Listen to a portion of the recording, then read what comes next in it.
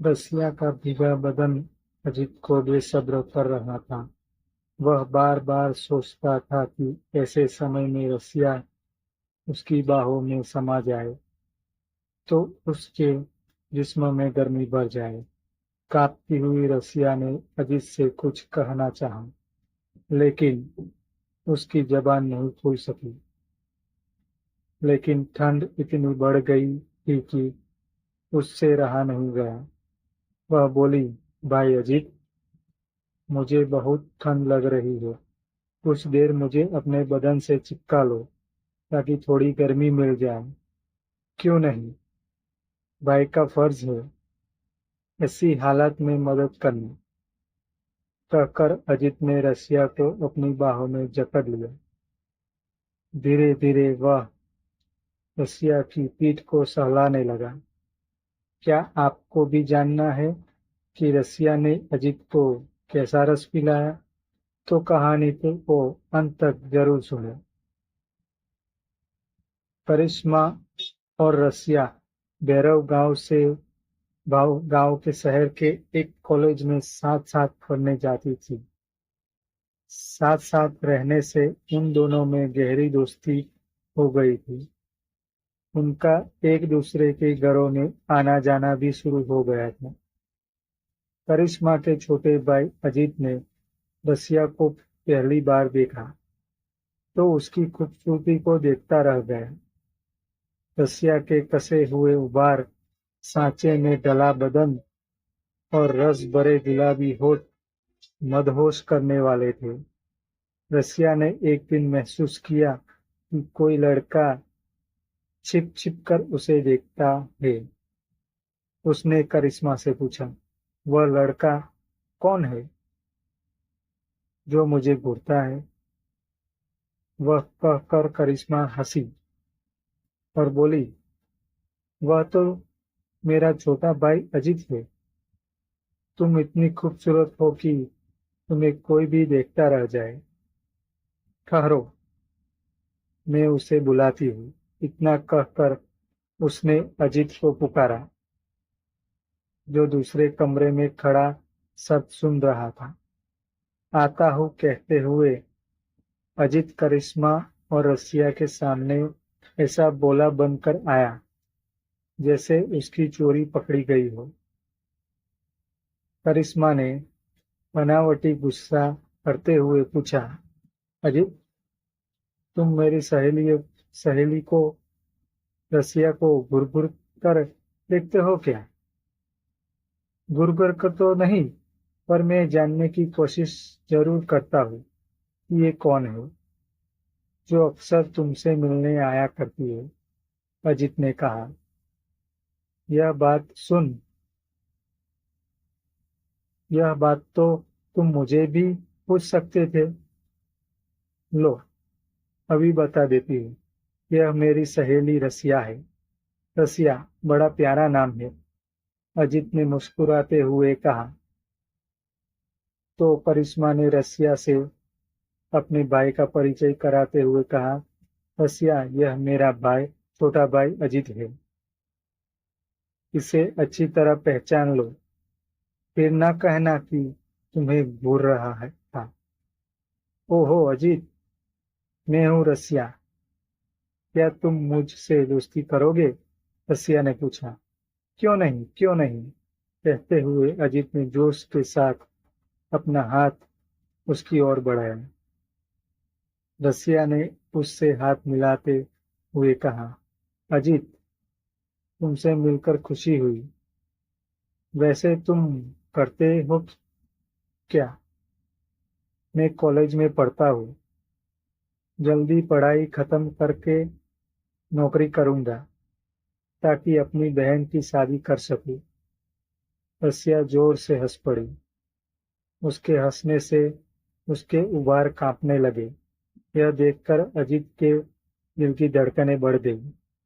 तभी रसिया ने कहा, वाह अजित, वाह, तुम तो जरूरत से ज्यादा समझदार हो गए हो। सिर्फ बहन की शादी करने का इरादा है या अपनी भी शादी करोगे? अपनी भी शादी कर लूंगा। अगर तुम्हारी जैसी खूबसूरत लड़की मिली तो। कहते हुए अजित वहां से चला गया। रात में जब अजित अपने बिस्तर पर लेटा तो रसिया के ख्यालों में खोने लगा। उसे बार बार रसिया के दोनों बार कांपते दिखाई दे रहे थे। वह सिरा उठा। 2 दिन बाद अजित रसिया से फिर अपने घर पर मिला। हंसी हंसी में रसिया ने उससे कह दिया, अजित, तुम मुझे बहुत प्यारे और अच्छे लगते हो। अजित को ऐसा लगा मानो रसिया उसकी ओर खींच रही है। अजित बोला, रसिया, तुम भी मुझे बहुत अच्छी लगती हो। तुम मुझसे शादी करोगी? यह सुनकर रसिया को हैरानी हुई। उसने हड़बड़ाकर कहा, तुमने मेरे कहने का गलत मतलब लगाया। तुम नहीं जानते कि मैं निचली जाति की हूँ। ऐसा ख्याल भी अपने मन में मत लाना। तुम्हारा समाज मुझसे नफरत की निगाह से देखता है। वैसे भी तुम मुझसे उम्र में बहुत छोटे हो। करिश्मा के नाते मैं भी तुम्हें अपना भाई समझने लगी थी। अजित कुछ नहीं बोला और बात आई गई हो गई। समय तेजी से आगे बढ़ता गया। एक दिन करिश्मा ने अपने जन्मदिन पर सहेलियों को घर बुलाया। काफी चहल पहल में देर रात हो गई तो रसिया घबराने लगी। उसे अपने घर जाना था। उसने करिश्मा से कहा, अजीत से कह दो कि वह मुझे मेरे घर छोड़ दे। करिश्मा ने अजीत को पुकार पुकार कर कहा, अजीत, जरा इधर आना। तुम रसिया को अपनी मोटरसाइकिल से उसके घर तक छोड़ आओ। आसमान में बादल घिर आए। तेज बारिश हो सकती है।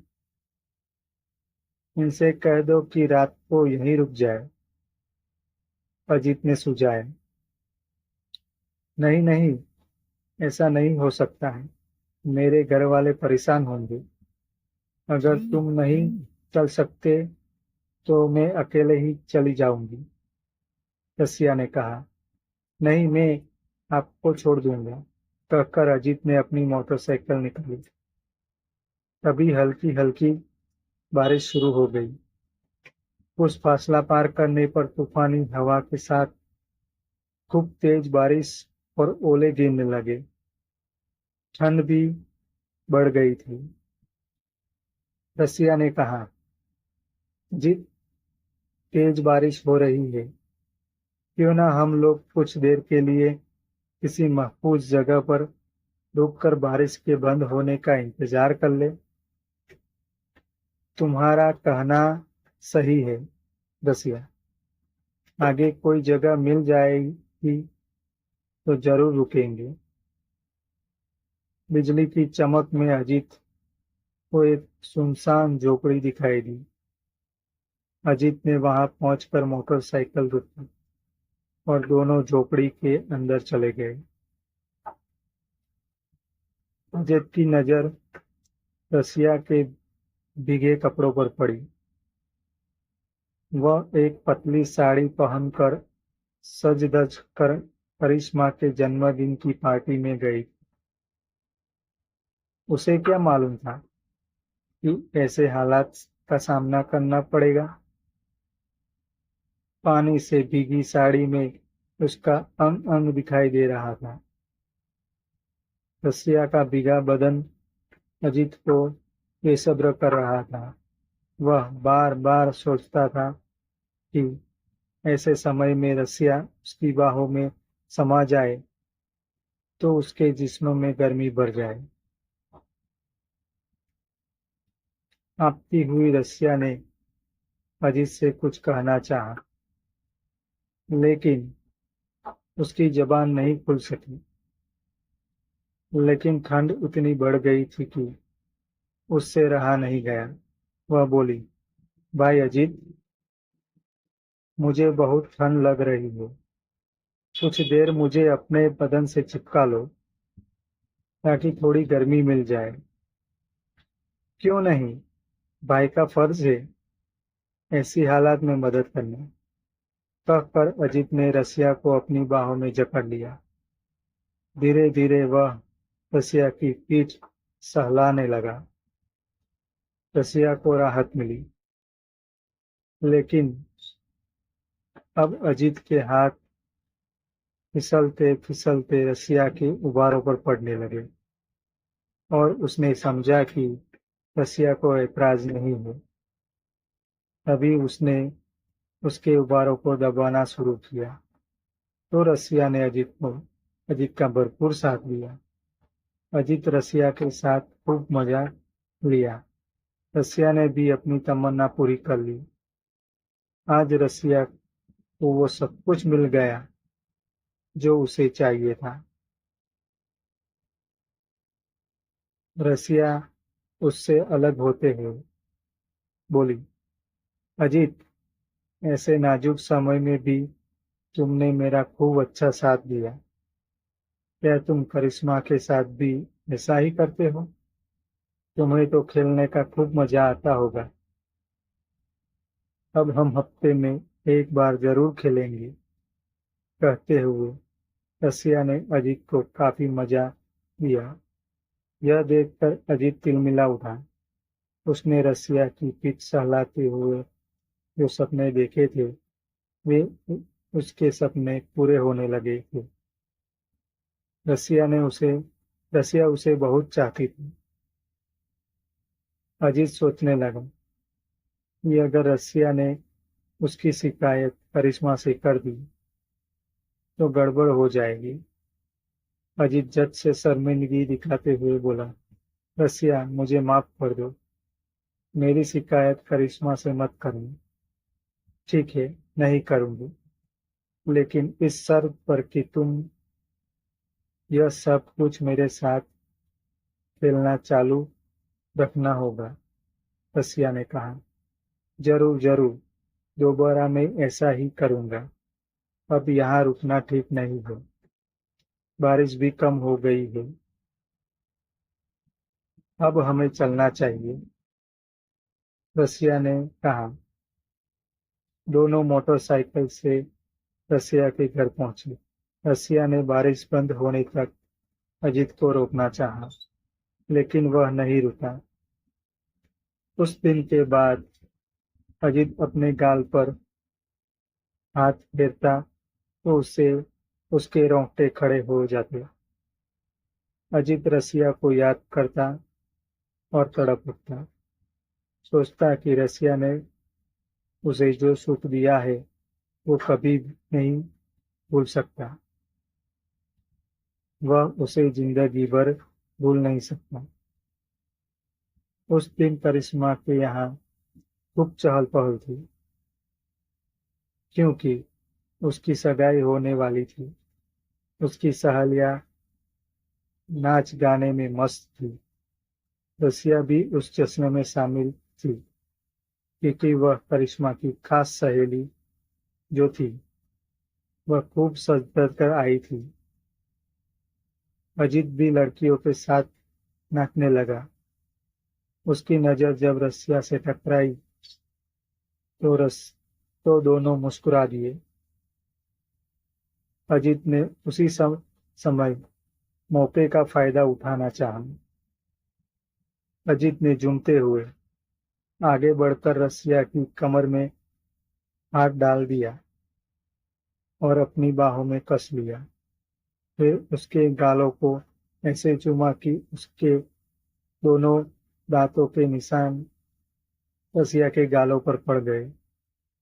यह देख रसिया तिलमिला उठी और धक्का देकर उसकी बाहों में चली गई। रसिया ने उसके गाल पर कई बार चूम लिया।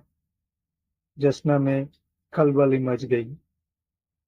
पहले तो लोग समझ ही नहीं पाए कि माजरा क्या है, लेकिन तुरंत रसिया अजित को कमरे में ले गई और कहा, इस परी महफिल में नहीं, बल्कि बल्कि अपने कमरे में खेल सकते हैं। फिर क्या था? अजित ने सब खेल खेलने लगा। दोनों काफी देर तक खेले। ये सब देख करिश्मा ने भी मौके का फायदा उठाते हुए अजित के साथ बहुत मजे से खेलने लगी। मैं सोचती थी कि शायद तुम उस दिन को भूल गए हो, पर मुझे ऐसा लगता है कि तुम यही अपनी बहन करिश्मा के साथ भी करते होंगे। अगर मैं जानती कि तुम्हारे दिल में बहनों की इसी तरह इज्जत होती है, तो यहाँ से कभी नहीं जाती, शादी भी नहीं करने वाली ने रसिया ने कहा। रसिया ने करिश्मा के पास जाकर उस रात की घटना के बारे में बताया और यह भी बताया कि अजित ने उसे काफी खेलने का मजा दिया था। करिश्मा की दूसरी सहेलियों ने भी अजित के साथ सब कुछ करने की जिद की, लेकिन करिश्मा ने समझाया कि हर दिन बारी बारी सबका नंबर आएगा। आज रसिया और मेरी बारी थी, करिश्मा ने कहा। अजित ने रसिया के साथ फिर खेलना चालू किया।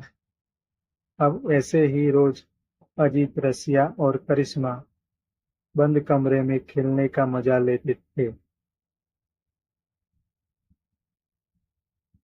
ऐसी ही कहानियां सुनने के लिए हमारे चैनल को सब्सक्राइब करें प्लीज, और कहानी कैसी लगी कमेंट करके जरूर बताइए।